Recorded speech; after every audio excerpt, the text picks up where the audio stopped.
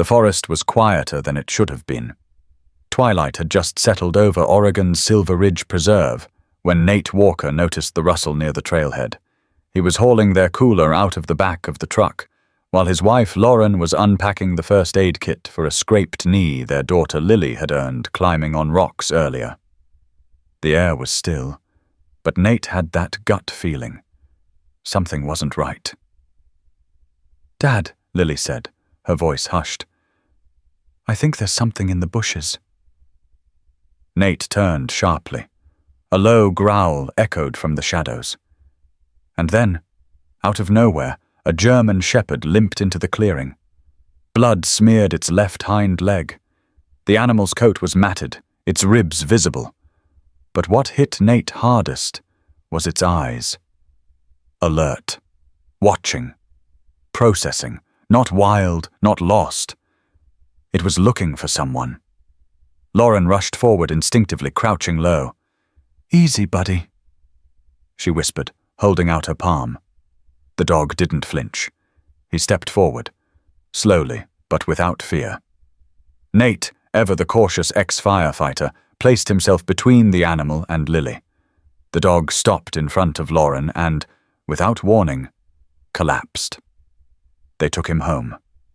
That night, while Lily placed a blanket over the shepherd's resting body in their garage, she asked the obvious question. "Can we keep him?" "We don't even know if he has an owner," Nate said. "No collar, no tags. Could be chipped, could be trouble." "But he came to us, like he needed us." They named him Rex. At the vet the next morning, Dr. Ruiz frowned as she scanned his chip. "This is strange," she muttered. "The chip's real, military grade, but there's no registry." "No database hit?" Nate asked. "Not even a partial. It's like he was wiped." Later that week, Lily taught Rex how to open their sliding door with his nose. But what startled the Walkers came 2 nights later. It was late. The wind had picked up. Lauren had just put Lily to bed when Rex started pacing in front of the back door. Not barking, not whining, just focused, nose twitching, body tense. Then he growled. "Probably a raccoon," Nate muttered. But the second he reached for the door handle, Rex snapped, blocking him with his body and letting out a sharp, guttural bark that echoed through the house. "What the hell?" Nate stepped back. Rex bolted outside through the dog door. Less than 30 seconds later, the motion light in the backyard snapped on. And that's when they heard the scream. Nate burst out, baseball bat in hand, just in time to see a man tumbling over the side fence.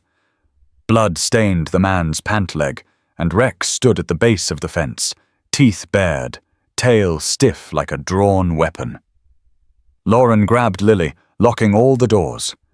Nate called 911. The police found footprints, partial prints from gloves, and one critical clue: a syringe filled with a clear substance lying near the shed. "He came here to drug someone," the officer said. "We've had 3 similar cases in the county this month. Families attacked at night. No leads. But your dog might have just blown open the pattern." Later, as the sun rose and the police left, Nate stared at Rex. The dog had cleaned his own wound, returned inside, and now sat beside Lily like a statue. Lauren leaned close. "That wasn't a random attack." "No," Nate said quietly. "That guy knew where to go. He wasn't robbing us. He was looking for something." They both looked at Rex. Or someone. The next day, Lauren took the chip number and contacted a military acquaintance. Hours later, she received a cryptic text. "Where did you get that dog? That chip was deactivated from a covert K9 unit. Classified. Echo 0. She didn't show Nate right away. Instead, she watched Rex in the yard. He wasn't digging holes or chasing squirrels. He was scanning, observing, waiting. That night, Lily knelt beside him and whispered, "We saved you, didn't we?" Rex didn't move, just flicked his ear. Then, very slowly, he placed one paw across her feet, like a promise.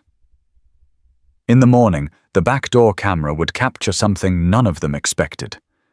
At 3:14 a.m., a black SUV parked across the street. A man stepped out, walked toward the house. Rex was already waiting by the window, not barking, watching. And when the doorbell rang and the man said, "I'm here about the dog," Nate's hand tightened on the bat again. Rex growled. And this time, it wasn't warning. It was war. The man at the door looked polished, too polished for the time of night. Black jacket, pressed khakis, ID badge clipped to his collar. His tone was casual, but there was a precision in his words that set Nate's nerves on edge. "Mr. Walker, right? I'm Officer Bradley from Animal Control. We received a tip about a stray German shepherd, possibly dangerous. Might be ex-military. We're following up." Lauren stepped behind Nate, phone already in hand under the hallway light. "We didn't file any report," she said, keeping her tone even. "Sometimes tips come from the public," the man said, eyes flicking to the hallway, to the couch where Rex now stood silent, still as a statue. "Mind if I come in and take a look?" he asked. Rex growled, low and lethal. The kind of growl that wasn't a warning. It was a judgment. "No," Nate said, blocking the doorway. "You got a warrant?" The man's smile froze for a split second. "Didn't think I needed one. Just doing my job." Lauren took a step forward. "We've already called local law enforcement about an attempted break-in. If you're real, they'll know who you are." The man hesitated, then turned slowly, walking back toward his SUV. No argument, no pushback. But something about his posture, the way his head tilted just before stepping into the vehicle, screamed unfinished business. Later that night, Nate checked the footage. No visible license plate. No markings on the SUV. The badge? Blurry. The next morning, Lauren got a call back from her contact in Denver. Brandon Kessler, former Air Force logistics, now working cybersecurity. "Lauren, about that chip number you texted me, that thing belonged to a classified asset. Name, Rex 9. Listed as KIA. You said this dog's alive?" Lauren's heart pounded. "Yes, and someone came to our house last night asking for him." Kessler went quiet for a beat. "That's not good. That chip was deactivated 2 years ago, buried under the Echo Zero program. Officially, that project doesn't exist anymore." "What the hell was Echo Zero?" Lauren asked. Kessler hesitated. "It was a joint op between DoD and a private firm, Navax, designed to enhance scent detection in K9 units, not just bombs or drugs. We're talking weaponized biologicals, chemical agents, stuff that's illegal to test even in wartime." Lauren glanced out the window. Rex was lying under the oak tree with Lily's stuffed rabbit between his paws. "He was trained for that?" she whispered. "Not just trained, engineered." Later that afternoon, Rex startled again. Same posture, same tension. This time, while they were in the park. Rex lunged toward Lily, tackling her into the grass, just as a drone zipped by overhead, barely visible. Nate saw it flash once, too quiet for hobbyists, too fast for toys. It disappeared into the trees. Nate scooped up Lily. "We're being watched." That night, while Lily slept and Rex stood guard at her bedroom door, Lauren confronted Nate in the kitchen. "We need to decide what we're doing." "What are you thinking?" "We should report it. Turn him over. Let them deal with it." Nate stared at her. "You think they'll protect him? After all this?" "I don't know. But I know I won't let our daughter be a target." Before they could say more, A low thud echoed outside. Something had hit the roof. Nate grabbed the flashlight. Lauren took the bat. Rex beat them both to the backyard. He launched toward the fence, barking furiously. When Nate arrived, the backyard sensor light flicked on, illuminating a figure in black vaulting over the wood planks. Again. Another intruder. This time, faster. Tactical. Nate looked down. A small black box was lying in the grass. Rex stood over it, unmoving. Lauren stepped closer, pulling her phone flashlight. "Is that?" It was a GPS tag. Still warm. Still active. Someone had tried to tag Rex. Or them. Lauren's hands shook. "They're not going to stop." Rex lifted the tag in his jaws, walked into the garage, and dropped it on the workbench like evidence. Then he turned and looked straight at Nate. Unblinking. Waiting. Lauren stared at him. "What does he remember?" she whispered. Nate exhaled. "Maybe everything." That night, Nate sat in the garage with Rex, going through old gear, looking for anything that might explain the dog's behavior. Inside Rex's collar, under the lining, he found a micro-stitch seam, like someone had embedded something small. He carefully cut it open. A folded piece of plastic, no larger than a coin, fell out. Not a tag, a data chip. Encrypted. Rex didn't bark. He just nudged the chip forward with his snout. Lauren appeared in the doorway holding a laptop. "Let's see what he wants us to know." The chip was encrypted beyond anything Lauren had ever seen. Even with Brandon Kessler's remote help, every attempt to break it hit a wall. "It's military grade," Brandon said over the call, frustration in his voice. "Not just that. It's layered. Whoever built this didn't want civilians near it." Nate stared at the little sliver of plastic, now sitting under a cold blue desk light in the garage. "Then why would Rex give it to us?" Brandon hesitated. "Maybe because he thinks you're not civilians." That night, while the chip was running on Lauren's offline rig, something stranger happened.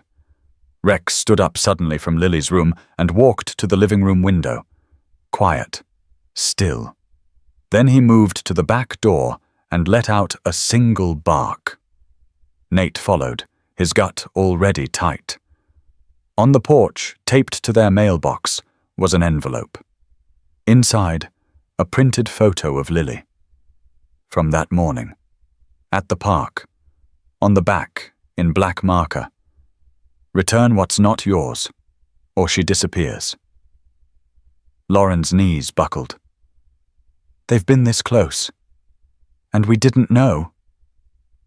Nate didn't respond.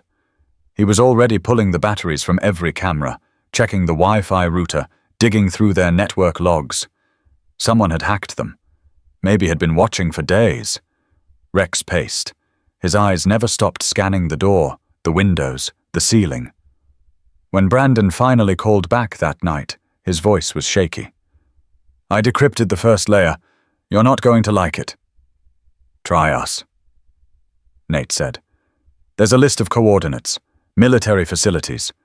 One of them is circled. Guess where?" "Where?" "Eagle Rock, Oregon. 40 miles from you. Shut down 7 years ago. Officially abandoned." Nate pulled up the satellite map. The old training base, used by Homeland Security for a few years before it got defunded. But it never really looked abandoned. Rex stood next to the laptop, watching the screen. When the image of the Eagle Rock facility came up, he let out a short, sharp bark. "Looks like he remembers," Lauren said quietly. Nate nodded. "That's where this starts." By morning, Lauren had packed a go bag. Nate loaded the truck. Lily didn't ask questions. She just wrapped her arms around Rex and whispered something in his ear before climbing in. They drove out of town before sunrise, with no music, no chatter, just the hum of the wheels and the weight of what they were heading toward. Eagle Rock was worse than they expected. Fences torn down, buildings rotting, but cameras still visible, power lines still humming. This place was never decommissioned, Nate muttered. Rex jumped out first, nose to the ground, every step careful, deliberate.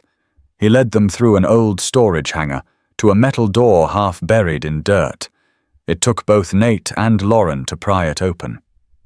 The air inside was stale, chemical, laced with something that made Lauren's eyes water. Then they saw it. Rows of kennels, empty, but the marks were still there, on the floor, on the walls, claw marks, dried blood, and on the far wall, a metal plate. Project Echo 0. Phase 3. Behavioral reprogramming. What the hell were they doing here? Lauren whispered. Before anyone could answer, Rex bolted down a hallway. No hesitation, straight into the darkness. Nate and Lauren followed, flashlights bouncing, breaths tight. Rex stopped in front of a sealed door, scratched it once, then sat. Lauren found the panel and bypassed the rusted lock. Inside, instead of another kennel, was an office. Empty, except for a single file folder sitting on the desk and a device blinking faintly in the corner, a hidden camera. Still active. Nate grabbed the file. It was a report. Photos, charts, and a name. Subject 9. Failed asset. Recovered. Unresponsive. Memory instability. Termination advised. Below it, one sentence was underlined in red. Do not allow exposure to civilian population. Risk of recall. Lauren's throat went dry. They wanted him destroyed because he remembered. Before they could react, the power in the building surged. The camera in the corner whirred louder. They know we're here, Nate said. From outside, Rex barked. Once, twice, and then a third time. Louder. Urgent. Nate ran toward him, heart pounding. But what they saw next made both parents freeze. A black SUV pulled up to the far gate. Same model, same sound, same man as before. But this time, he wasn't alone. 2 more stepped out. Armed. Rex turned, teeth bared. Lauren whispered, "They didn't come to ask for the dog this time." And then Nate said the only thing he could. "Get the file. Grab Lily. We're running." Nate slammed the steel door behind them just as gunfire ripped through the far side of the compound. Concrete splintered. Dust filled the air. Lauren shielded the file folder under her jacket, pressing her back against the corridor wall. "We're not getting back out through the main gate," she shouted. Rex didn't wait for instruction. He darted down a side passage, paws silent against the cracked tile. Nate followed, heart pounding. They had minutes, maybe less. "Where's he going?" Lauren yelled. "To a way out," Nate said. "He's not guessing. He's remembering." Rex led them to an old service elevator shaft. The panel was dead, but the manual override crank was intact. Nate started turning the wheel, teeth gritted against rusted metal. The door creaked open, revealing a dim vertical tunnel and a narrow maintenance ladder. "I'll go first," Lauren said, already climbing. As they reached the surface level, a dull explosion rocked the compound behind them. Nate looked down. Rex was still below, pacing the lower corridor. Just before climbing up, Rex paused at a wall panel and used his nose to shove it open. Inside was a second chip, taped to the back of a photo. Lauren took it when Rex emerged. She stared at the image. It was blurry, grayscale. A girl, no older than 10, in a sterile lab room. Hand outstretched, touching Rex through a steel grate. There was a note scribbled at the bottom in faded ink. Test 9. Subject shows stable bonding response with Emily. Recommend extended exposure. Lauren swallowed. Emily, do you think she's still alive? Whoever she is, Nate said. She meant something to him. By nightfall, they had driven off-grid. Lauren reached out to Kessler again. The second chip required deeper access. Meet me in person, Kessler said. I'll drive to you. They chose a roadside motel outside Bend. Cheap, anonymous. Nate paced the room while Lauren ran the chip through a clean laptop. On screen, it unfolded like a digital diary. Dates, logs, behavioral notes. But then, video files. The first opened with grainy footage of a child in a lab room. The same girl, Emily, laughing as Rex chased a ball, his tail wagging. No restraints, no commands, just connection. But the second video turned darker. A new setting. Red emergency lights flashing. A man in military fatigues shouting orders. Terminate the bond. It's interfering with aggression sequencing. Rex, muzzled, thrashing against restraints. The girl screaming. Guards dragging her away. Lauren looked at Rex lying beside the bed. His eyes didn't move. He was watching the screen. Nate's phone buzzed. It was Kessler. Change of plans, he said, his voice tight. I'm being followed. They know about the chip. You need to get out. Before Nate could respond, the motel lights flickered. Rex stood. Seconds later, a bullet shattered the front window. Go! Nate shouted, grabbing the laptop and files. Rex darted through the broken glass, low to the ground, fast. He lunged toward the parking lot, right at the shooter. The man crumpled under Rex's weight. Nate saw the gun clatter across the asphalt. More footsteps approached. Lauren threw open the back door. Lily, now! They scrambled into the alley. Rex returned last, muzzle bloody, body tense. A black van pulled up down the block. The same men. Same blank stares. No insignia, no words. Rex growled but didn't attack. Why are they not shooting? Lauren asked. They're not after us, Nate said. They want him. The van doors opened. Inside, another dog sat in a steel crate. Not Rex, but something just like him. Same eyes, same stance.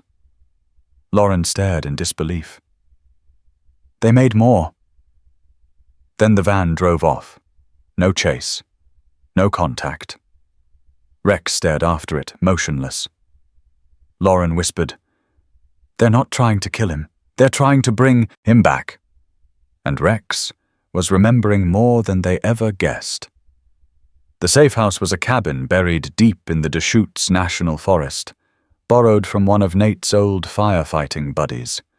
No neighbors, no Wi-Fi, just propane heat and a wood stove. It wasn't much, but it was quiet. For now. Rex didn't rest. He moved through the rooms like a soldier on rotation, checking windows, standing watch.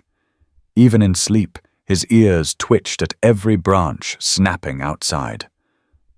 Lily sat cross-legged in the corner of the living room, cradling the photo of the girl, Emily. Do you think this was his family? Lauren crouched beside her. I don't know, but I think she was important. And I think maybe she's the reason he ran.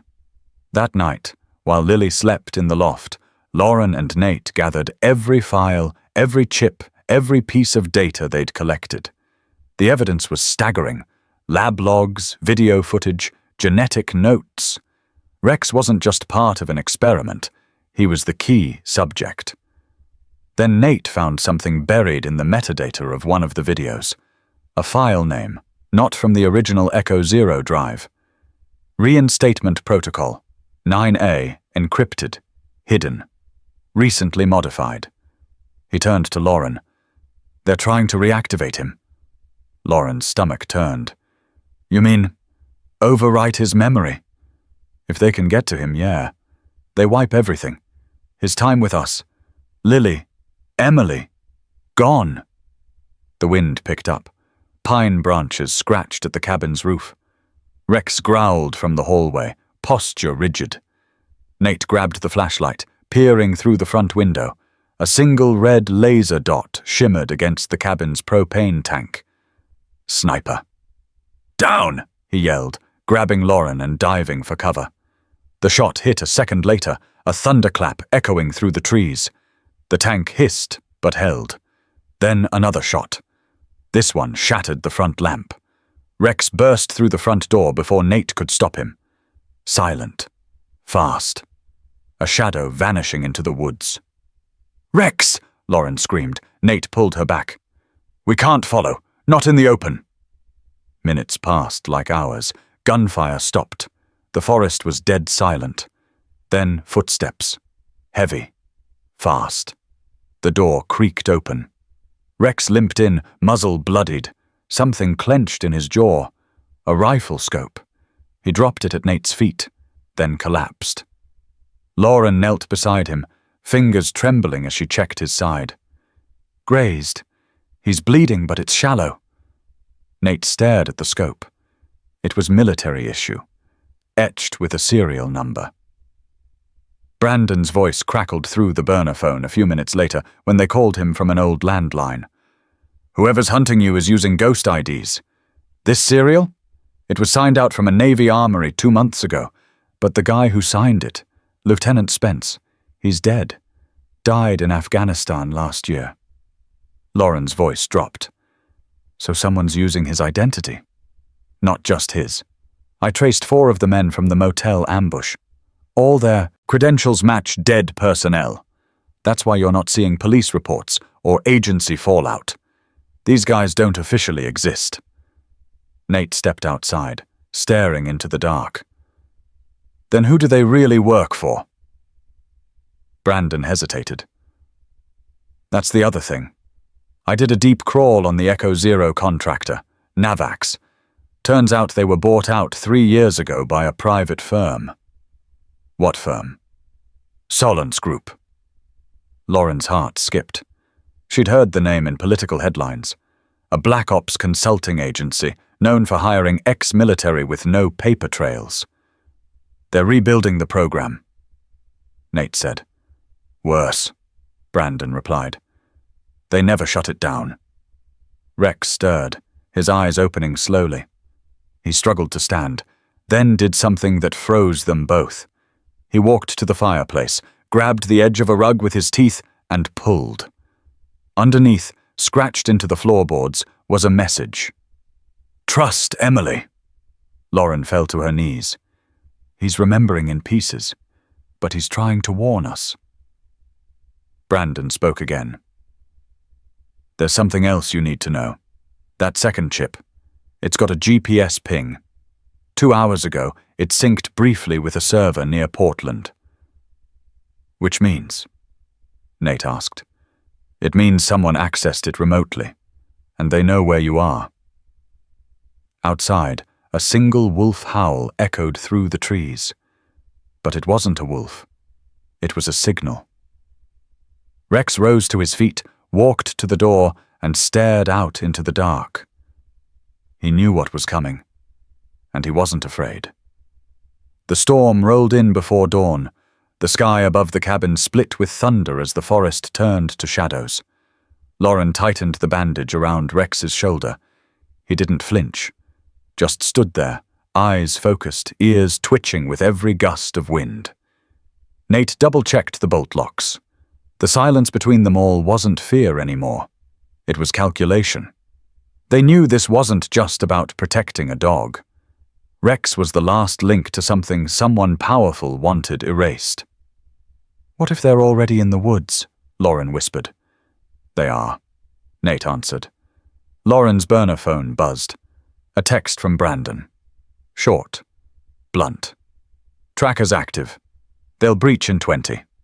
Nate looked at Rex. What's the play, buddy? Rex didn't look at him. He walked to the door, sat and waited. As if on cue, headlights blinked once through the trees, then cut. 3 vehicles. Black. Silent. No sirens, no markings. Nate turned to Lauren. "Get Lily to the crawl space. Don't wait for me." "I'm not leaving you," she said. "I'm not asking." Lauren hesitated, but then Rex growled softly, not at her, but toward the front wall. He was warning her. Something moved outside. Shadows flickered. The first thud came from the side of the cabin, then the unmistakable whine of a jammer powering up. Cell signal. Gone. "We're blind," Nate said. Lauren shoved the evidence drive and the chip into a swamp, watertight pouch, tucked it into Lily's backpack, and led her to the hatch under the floorboards. "Stay quiet, no matter what," she whispered. Nate cracked the window just enough to slide the barrel of his shotgun through. Outside, 2 figures in tactical gear advanced silently. Nate waited, timed the movement, then fired. One man dropped. The other scrambled back, disappearing into the brush. Lauren ran to the back door to seal it, but it was already open. Someone had gotten in.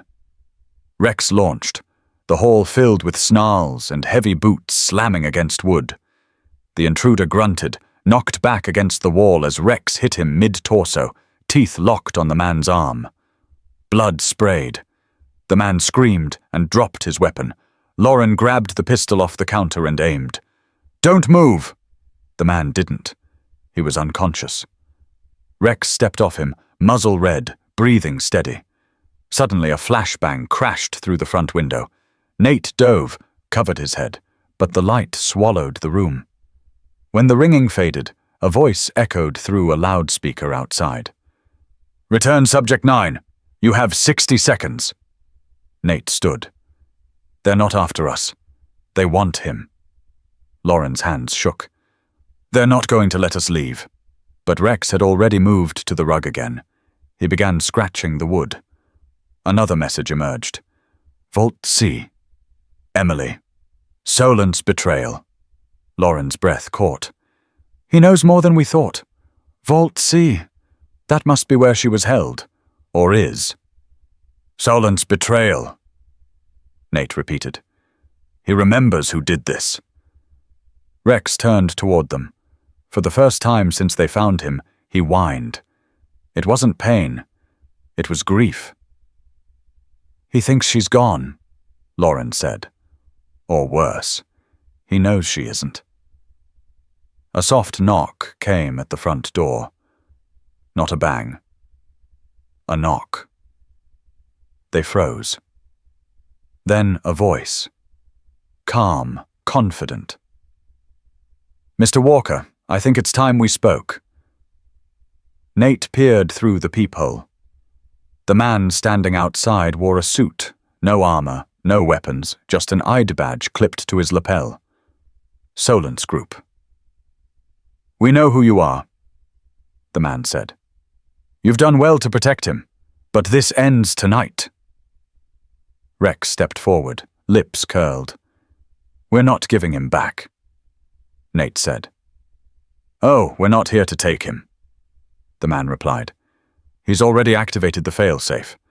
That chip? It wasn't just data. It was a signal." "What are you talking about?" "Every handler knows. Once the asset recalls his full command set, he becomes unpredictable, dangerous even to those he loves." Lauren's heart dropped. "You're lying." "Am I?" The man smiled. "Ask him why he ran from Vault C. Ask him what he did. To Emily." Rex's head turned slowly, eyes locked on Nate, and for the first time since he arrived, Rex backed away. "No," Nate whispered. "He wouldn't hurt her. He protected her." "Are you sure?" the man asked. Then he held up a tablet. On the screen, surveillance, footage. Vault C. A room on fire, a child screaming. And Rex, muzzled, restrained. snapping at guards as smoke filled the frame. "Let us help him," the man said, "or that memory becomes his truth." Lauren stepped forward. "Then why are you armed to kill?" she asked. The man's smile vanished, and behind him the tactical team moved forward. No more talking. Rex turned to the door, bracing himself. This wasn't about memory anymore. It was survival. The lights flickered once, then died completely. The Solence agent outside didn't flinch. He waited calmly in the dark, hands behind his back, as if everything was going according to plan. Inside the cabin, Nate chambered the last round into his shotgun. "They cut power. They're coming in." Rex stood like a statue beside the door, not growling, not pacing, just focused. He was listening. Lauren gripped Lily's hand and pulled her back toward the hatch under the floorboards again. "You hide. You don't make a sound unless it's me or Rex," she whispered. Lily looked up. "Is he scared?" Lauren glanced at Rex, who hadn't moved. "No," she said. "He remembers." Footsteps approached from every angle now, leaves crunching, boots scraping bark. They were surrounding the cabin. Nate turned to Lauren. "We don't have time to run." Rex suddenly moved, but not toward the door. He trotted down the hallway and stopped outside the back bedroom. Lauren followed him. Inside, Rex clawed at the wall beneath the window, the same spot where the floor had creaked when she first entered the cabin. There was a hollow behind it. Nate arrived, flashlight beam cutting across the wood. "What's he doing?" Lauren pried loose a panel. Behind it, a dusty black case. She pulled it out, opened it. A laptop, battery-powered, still blinking green. Inside, already connected, was the second chip. The screen lit up. Prompt: "Reinstatement complete. Access restricted. AYouth code required." Then a second prompt: "Voice ID. Subject 9. Active." They turned to Rex. Lauren knelt. "You know the code, don't you?" Rex stepped forward. The laptop screen flickered again. Voice recognition engaged. From Rex's throat came a low, guttural growl, but modulated, not instinctive. It was controlled, sequenced, like something trained. Words shaped in tone, not syllables. The screen accepted the input. Files unlocked. Dozens of folders. Behavioral reprogramming. Subject integration logs. Vault C evacuation reports. But one file was marked in red. "Emily, termination override." Lauren clicked it. The footage was grainy. A lab hallway. Screaming. Smoke. A figure running with a child in their arms. It was Rex, dragging a man across the floor. The man wasn't resisting. He was shielding the girl, Emily, barely conscious. And behind them, flames licked the walls. A second clip. Rex standing in front of an open gate, snarling at a group of armed guards. Then lunging, biting, giving the man and child time to escape. Lauren gasped. "He didn't kill her. He saved her." Nate stared at the screen. "They lied. That Solence agent. He twisted it." A noise from the front shattered their focus. A crash. The door burst open. Rex moved before Nate could raise the gun. Two men in tactical gear stepped inside, flashlights sweeping. Rex lunged from the shadows, hitting the first one in the chest, knocking him flat. His gun skittered across the floor. The second man turned to shoot, but Nate tackled him, driving him into the counter. They struggled, hands grabbing for control. The first man rose, but Rex was already there. This time, he didn't aim to wound. One swipe, one bite. The man screamed, then went still. Lauren ran to help Nate. He wrestled the gun free and pointed it at the groaning agent. "Who sent you?" The man spat blood. "You think you're saving him, but he's not who you think. He's better than you," Lauren snapped. Rex stood over the second man's body, breathing hard, eyes alert. Then the screen on the laptop beeped again. Another message auto-opened. Location ping, Emily Rose. Status, active. Coordinates embedded. Nate leaned in. She's alive, he whispered. Lauren's eyes widened. But why did Rex think she was gone? She asked. A soft sound came from the laptop. An audio file auto-played. A child's voice, recorded years ago, maybe more. I don't want them to hurt you, Rex. If something happens, run. Forget me. Just be free. Lauren wiped her eyes. She made him run.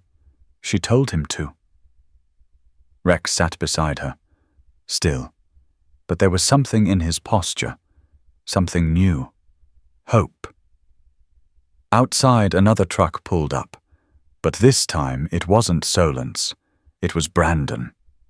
He stepped out, flashlight in one hand, rifle in the other.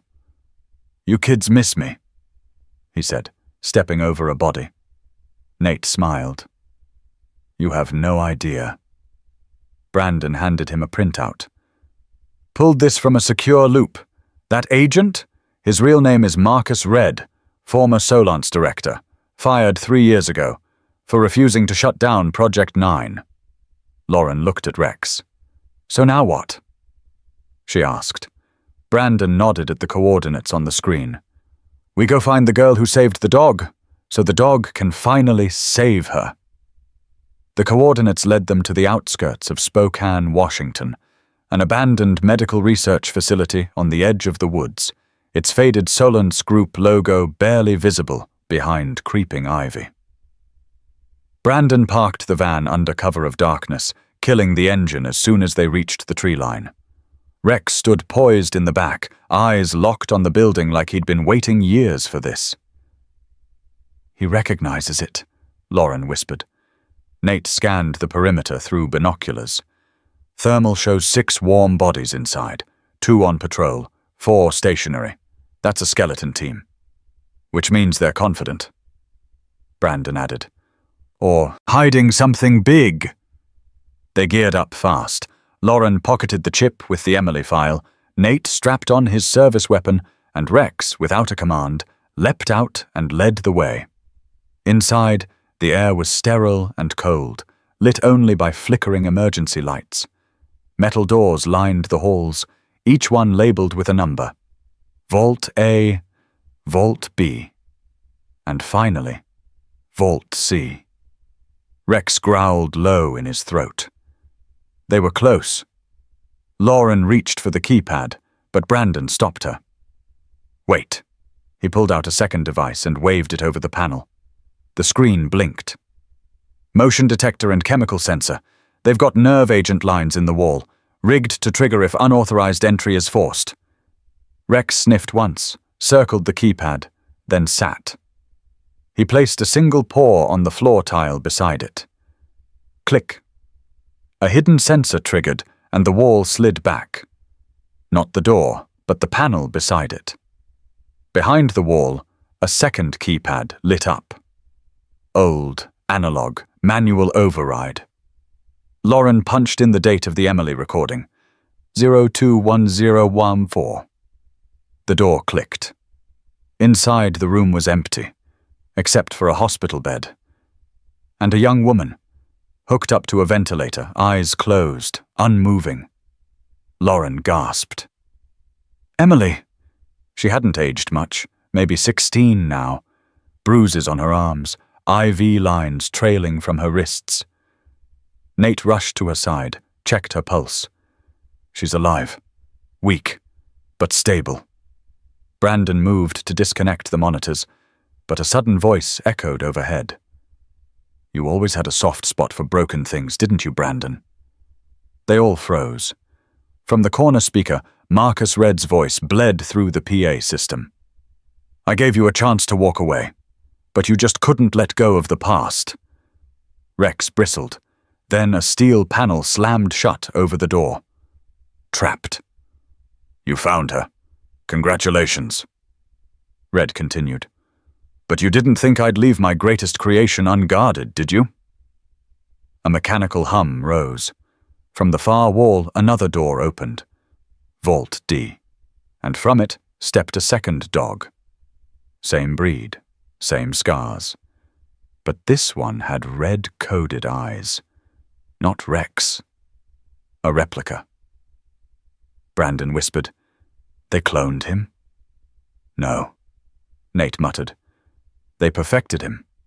The second dog lunged. Rex met it mid-air. Teeth clashed, growls filled the vault like thunder. The two German shepherds rolled across the floor in a blur of fur and fury. Lauren ducked to shield Emily, dragging the bed toward the wall. Nate fired a warning shot, ricocheting off the tile, but the clone didn't flinch. Rex, bleeding from his shoulder, flipped the clone over, slamming it into the surgical table. But the clone recovered fast, snapping back into position, jaws wide. Red's voice mocked them from above. "You tried to make him human, gave him feelings, guilt, memories. But we erased all that in the newer models. No hesitation, no remorse." Rex roared, a guttural sound filled with rage. And something more. Recognition. He wasn't just fighting a clone. He was fighting who they wanted him to become. Lauren shouted, "Rex, remember who you are!" In a flash, Rex pivoted, dodging the next strike, then grabbed the IV pole with his teeth, swinging it into the clone's leg. The other shepherd stumbled. Rex seized his chance. He leapt, full weight, slamming the clone into the glass wall behind Vault D. The glass cracked, shattered. Alarms blared. Gas hissed from broken pipes. "Time to go!" Brandon yelled. Nate grabbed Emily's stretcher, hauling it toward the door as Brandon fired at the ceiling control panel. Sparks flew. The steel barrier lifted just enough. Rex turned, panting hard. The clone lay motionless behind him. He didn't move until everyone was out. Then, with a final glance at the lab where he was born, Rex sprinted through the door just before it sealed shut again. They didn't speak as they reached the van. They didn't need to. Rex jumped in first, positioning himself beside Emily. She stirred, barely, but her fingers curled slightly toward his paw. A memory. A touch. And for the first time since leaving the cabin, Rex closed his eyes. Not to rest, but to remember. The van tore through the forest road, its headlights slicing through the darkness. Nate gripped the wheel with white knuckles. Beside him, Lauren monitored Emily's vitals as she lay unconscious on the stretcher in the back. Her breathing was shallow, but steady. Rex sat right beside her, his body tense, ears constantly flicking at every sound. "She needs a real hospital," Lauren said. "We're pushing it. We're an hour out from the airstrip." Nate replied. "Brandon's guys will meet us there. They've already prepped a private jet to take her to Denver General." Lauren glanced back at Rex. He hasn't moved since we left. Rex was still watching Emily. Every time she stirred, even the slightest twitch, his head followed. "Do you think he knows she's alive because of him?" she whispered. Nate nodded. "He knows." But peace didn't last. 10 minutes from the airstrip, a dark SUV appeared in the rearview mirror. No headlights, no license plate. Brandon's voice crackled through the radio. "We've got company. Same signature as Solant's."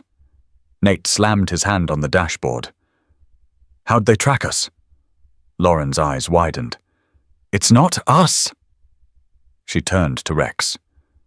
The collar. Lauren yanked it off, tore it open, and found a thin metallic chip inside. "GPS beacon," she muttered. "They've been tracking him the whole time." The SUV accelerated, now barely a car length behind. Then a second one appeared from a side trail. Rex stood, growling. The van veered sharply, swerving around fallen branches. Nate gunned the engine. "Hang on!" Behind them, the lead SUV surged forward. A loud bang. Gunfire. The back window shattered. Lauren threw her body over Emily while Brandon returned fire through the side door. "We're not going to make it to the strip at this rate," Brandon shouted. Rex barked once, sharp, commanding. Then he pushed open the back door with his snout and leapt out mid-turn. "No!" Lauren screamed, but Rex was already gone, sprinting into the trees, leading both SUVs off-road. The first one turned to follow. So did the second. Brandon stared in shock. "He's drawing them away." Lauren's voice cracked. "We have to go back." "No," Nate said firmly. "He's giving us a shot. We can't waste it." They reached the airstrip just in time. The jet's engine roared to life as the wheels hit the tarmac. Nate and Brandon hauled Emily up the ramp. Lauren looked back once, hoping to see Rex appear through the trees. Nothing. They took off into the sky, the city lights below fading into the darkness. Rex ran until his legs burned. The forest grew thick, roots clawing at the ground. He could hear the SUVs behind him, crashing through underbrush. Then he stopped. A narrow bridge ahead, old and unstable.